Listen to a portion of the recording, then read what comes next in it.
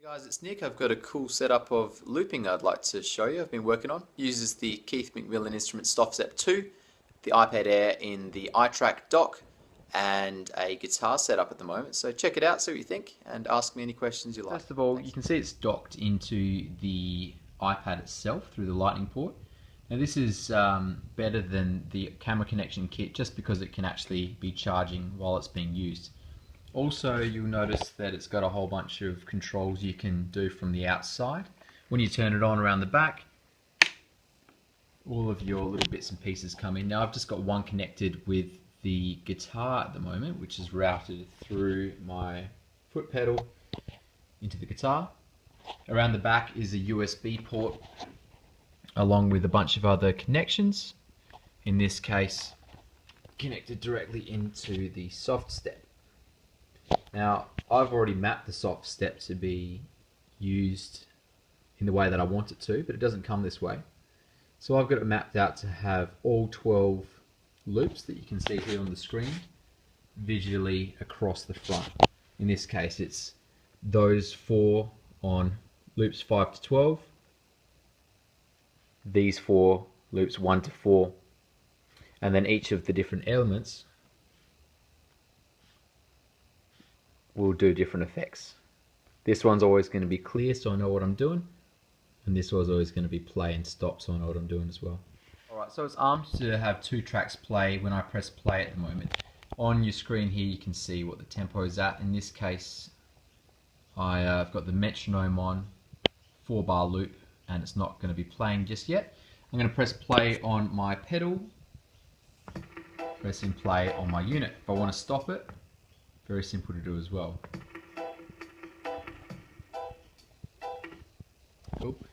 Now, if I want to bring other loops in and out, this is where it gets really cool too. I can keep my hands free while I'm playing. In this case, all of these loops here are going to start pressing the other one. So we're playing. Let's add some bass and some notes. I use this in the looping setup. I'll use Daft Punk's Get Lucky as an example. Really easy to turn individual loops on and off rather than having them all combined into one overdub loop that you can't remove the bass from or you can't remove the lead guitar from or anything. So I'm going to fill up a couple and just show you how it all sort of works. So I'm going to press record on one of the tracks right now and start playing along with it.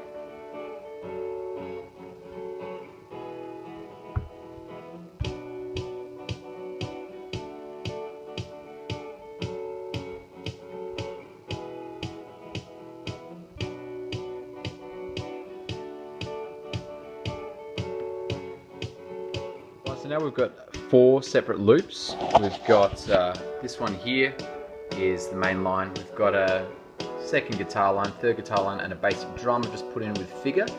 If I want to turn any one of these off or on, let's turn off the second loop that I recorded. It's going to just turn it off now. Maybe I want to take my drums out and then bring them both back in again. Gives me a lot of control with this.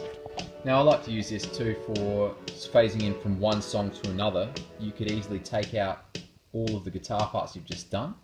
Where it gets really interesting is you can start to actually remove and delete things you don't like.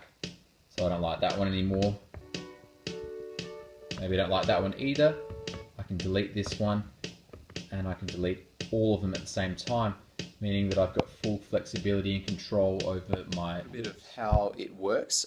It's not a perfect setup just yet. The video certainly isn't. Hard to play guitar and record with a phone at the same time. If you're interested in learning a little bit more about how I mapped the MIDI signals, send me a message. I'll send you some information. And I'll be putting a few more videos up just to show you a bit more in-depth info about the looping setup too. sample triggering, importing and exporting other live and not live sounds can make it a really interesting project. Thanks for watching, guys.